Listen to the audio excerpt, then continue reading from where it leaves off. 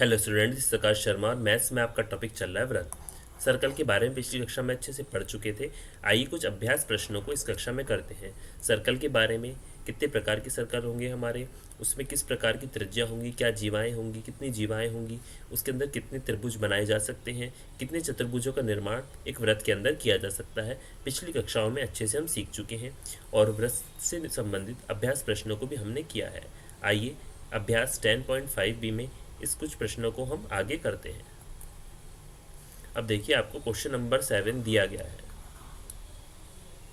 यदि एक चक्रीय चतुर्भुज के विकर्ण उसके शीर्षों से जाने वाले वृत्त के व्यास हों तो सिद्ध कीजिए कि वह एक आयत है। अब देखिए, आपको ए, बी, सी और डी, आपको 4 बिंदु दिए गए हैं। ए, बी, सी और डी, इसमें क्या है आपको, देखिए ये चारों बिंदु विकर्ण इसके शीर्षों से जाने वाले वृत्त के व्यास हों। और वृत्त के क्या है, व्यास हैं शीर्षों से जाने वाले। अब देखिए इस प्रकार ये जा रहे हैं इसके विकर्ण। एक विकर्ण आपका ये जा रहा है, तो विकर्ण एक का आप क्या हो गया, डी बी या बी डी हम इसको मान सकते हैं। और एक विकर्ण हो गया आपका ए सी। ये क्या हो गया आपके विकर्ण। ये वाली बात आपको क्लियर हुई कि बी डी और ए सी क्या हो गए, आपके विकर्ण हो गए। अब देखिए, ए सी वृत्त का व्यास है। ए सी क्या है, वृत्त का व्यास है। अब देखिए ए डी सी क्या है, 90 डिग्री। A D C, A D C ये आपका आ गया 90 डिग्री। कितना आ गया, 90 डिग्री। तो आपका ए डी सी आ गया 90 डिग्री। समीकरण नंबर 1, क्योंकि अर्धवृत्त में बना कोण क्या होता है, आपका समकोण होता है। इसी प्रकार बी डी वृत्त का व्यास है। अब देखिए बी और डी, ये क्या है, बी डी वृत्त का व्यास भी हो गया। अब त्रिभुज बी ए डी क्या है, 90 डिग्री। बी ए डी ये भी आपका क्या आ गया, 90 डिग्री आ गया। और अर्धवृत्त में बना कोण समकोण होता है, ये बात हमने, ये आ गया हमारा समीकरण नंबर 2। समीकरण नंबर 1 में भी अर्धवृत्त में बना कोण समकोण था और समीकरण नंबर 2 में भी अर्धवृत्त में बना कोण क्या है, आपका समकोण होता है।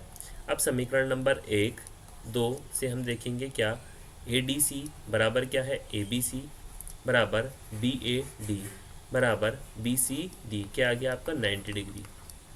तो ए बी सी क्या है, एक आयत है। ए बी सी डी क्या है, आयत है। और क्या है, ए डी सी बराबर ए बी सी बराबर डी बी ए डी बराबर बी सी डी, क्या आ गया आपका 90 डिग्री। तो अब देखेंगे यहाँ से ए डी सी, ए डी और सी ये लिया हुआ आपने, ये भी 90 डिग्री। बी ए सी लेंगे तो भी 90 डिग्री। B A D, B A D ये आपका 90 डिग्री।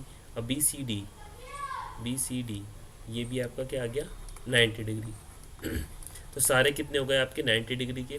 तो ए बी सी डी एक आयत है, तो जिसकी प्रत्येक कोण क्या होगा, 90 डिग्री का होगा, वो आपका क्या होगा, एक आयत बन जाएगा। अब नेक्स्ट देखिए, आपको एक क्वेश्चन नंबर 8 दिया गया है।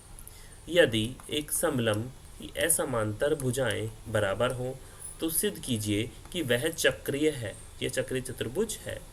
अब दिया गया है समलंब ए बी सी डी में ए बी समांतर है डी सी के और ए डी समांतर है बी सी के।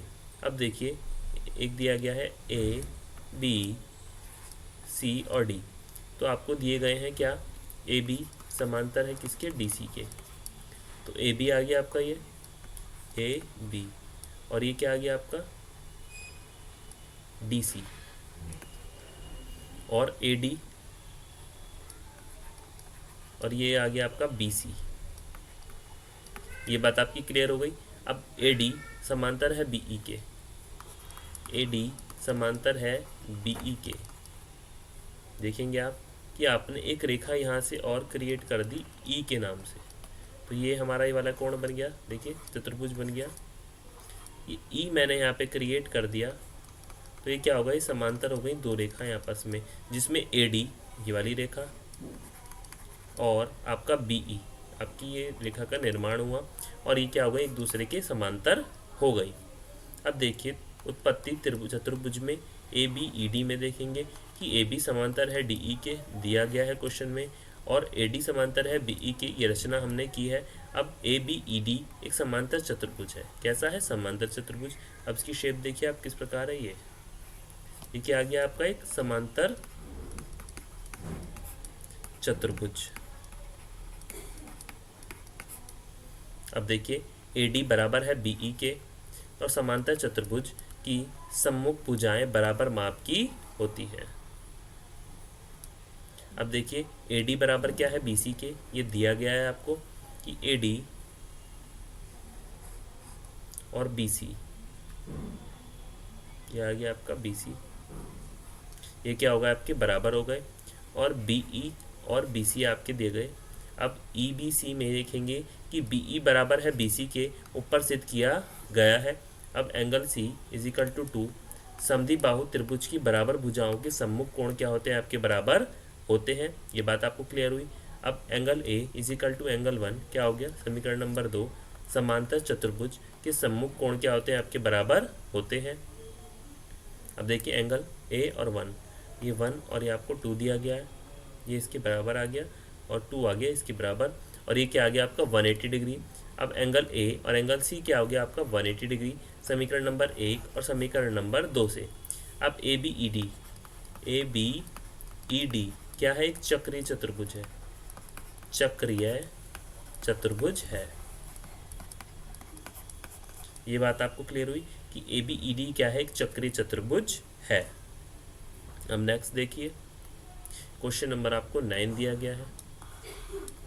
दो वृत्त दो बिंदुओं B और C पर प्रतिच्छेद करते हैं। B से जाने वाले दो रेखाखंड ABD और PBQ वृत्तों को AD, P और Q पर क्रमशः प्रतिच्छेद करते हुए खींचे गए हैं। अब देखिए आकृति में सिद्ध कीजिए कि ACP बराबर है QCD के। अब देखिए यहाँ से ACP और यह आ गया आपका QC और D। A हमने लिया है ACP, आपने लिया है ACP, इसको यहाँ से मिला लेंगे। आपका जो एंगल आ गया ये बराबर होना चाहिए QCD के, QCD इस एंगल के बराबर होना चाहिए। अब देखेंगे आगे कि त्रिभुज ACP ये त्रिभुज है आपका, बराबर है ABP के, ABP इसके क्या आ गया, एक वृत्तखंड में बने कोण क्या होते हैं, आपके बराबर होते हैं। तो AB और P वाला क्या हो गया, ये इस वाले त्रिभुज के बराबर हो गया। अब APB बराबर QBD क्या है, शीर्षाभिमुख कोण, क्या है, शीर्षाभिमुख, जिनके मुख एक दूसरे की तरफ हो। अब QBD बराबर क्या है, QCD के, एक वृत्तखंड में बने कोण क्या होते हैं, बराबर होते हैं। तो क्या आ गया आपका QBD बराबर QCD, एक वृत्तखंड में बने कोण क्या हो गए आपके बराबर। तो QB ये आ गया QB और D, ये वाला कोण, और आपका QCD ये दोनों आपके क्या हो गए, इक्वल हो गए। अब समीकरण नंबर 1, 2 और 3 से आप देखेंगे क्या कि ACP बराबर हो गया QCD के, ACP बराबर हो गया QCD के। तो ACP ये वाला कोण और QCD ये दोनों भी एक दूसरे के इक्वल आ गए। अब नेक्स्ट देखिए क्वेश्चन नंबर आपको 10 दिया गया है। यदि किसी त्रिभुज की दो भुजाओं को व्यास मानकर वृत्त खींचे जाएं तो सिद्ध कीजिए कि इन वृत्तों का प्रतिच्छेद बिंदु तीसरी भुजा पर स्थित है। अब दिया है क्या, त्रिभुज की दो भुजाएं AB और AC को व्यास मानकर खींचे गए वृत्त परस्पर एक दूसरे को बिंदु D पर काटते हैं। अब देखिए A, B, C और D दोनों एक दूसरे को बिंदु डी पर एडी आपकी बन गई, इस प्रकार काट रहे हैं। अब देखिए दो वृत्त आपको दिए गए हैं जो प्रतिच्छेद कर रहे हैं एक दूसरे को, और रचना में एडी को हमने मिला दिया। तो ए से डी को मैंने यहाँ पर मिला दिया, एडी को मिलाया। अब देखिए उत्पत्ति में ए बी वृत्त का व्यास है, ए बी क्या है, वृत्त का व्यास है, और त्रिभुज ए डी बी अर्धव्यास में बना क्या है, कोण है, ए डी बी, ये देखिए अर्धव्रत में बना कोण ए डी बी ही है आपका, ए डी आ गया और ये सी। अब देखिए ए डी बी क्या है, 90 डिग्री, 90 डिग्री क्या हो गया, समीकरण नंबर 1। अर्धव्रत में बना कोण क्या होता है आपका, समकोण होता है। एसी वृत्त का व्यास है, एसी वृत्त का व्यास है। अब देखिए एडीसी में अर्धव्रत में बना कोण है।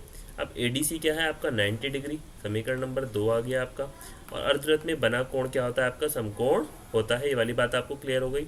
अब एडीबी प्लस एडीसी क्या आ गया, 90 डिग्री प्लस 90 डिग्री क्या आ गया, 180 डिग्री। तो आपका 90 डिग्री प्लस 90 डिग्री क्या आ गया, 180 डिग्री। अब एडीबी और एडीसी रैखिक युग्म बनाते हैं, इसलिए बीडीसी एक सरल रेखा है। तो बीडीसी, अब देखिए एडीबी ये वाला त्रिभुज और एडीसी ये वाला त्रिभुज क्या है, बीडीसी एक सरल रेखा है।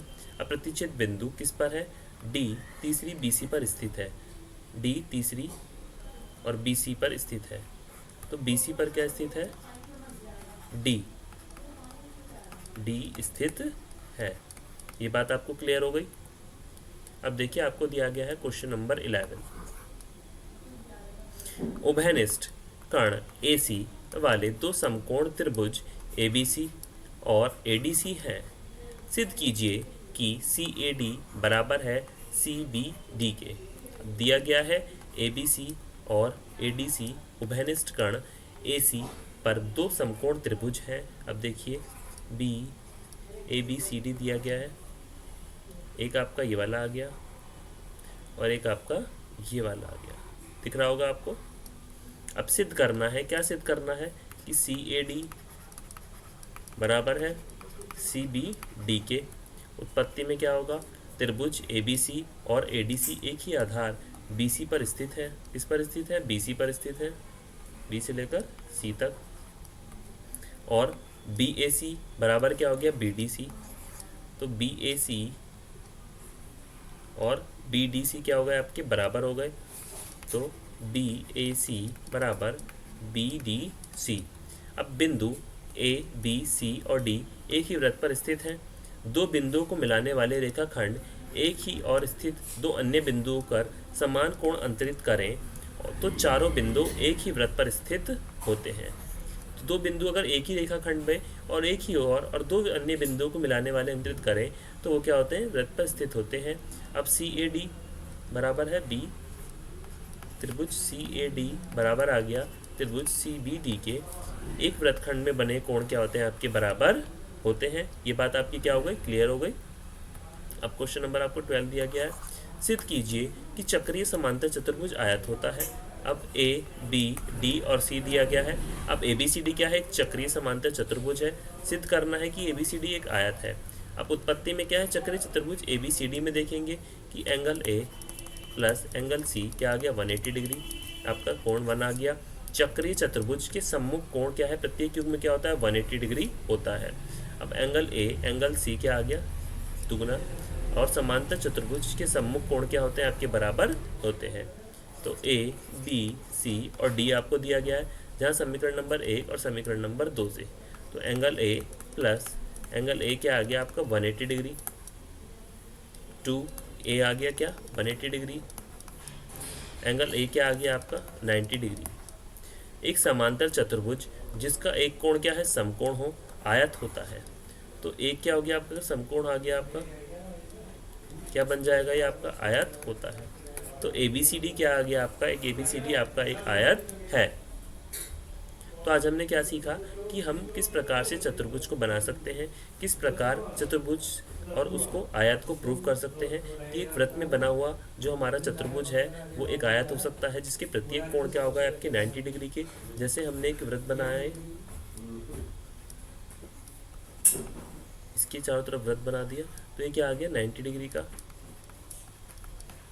ये क्या आ गया आपका एक आयत। तो वृत्त में बना 90 डिग्री के जितने भी कोण होंगे शीर्ष से वो आयत कहलाते हैं। आज हमने अच्छे से सीखा, आगे का हम नेक्स्ट क्लास में सीखते हैं। आज के लिए थैंक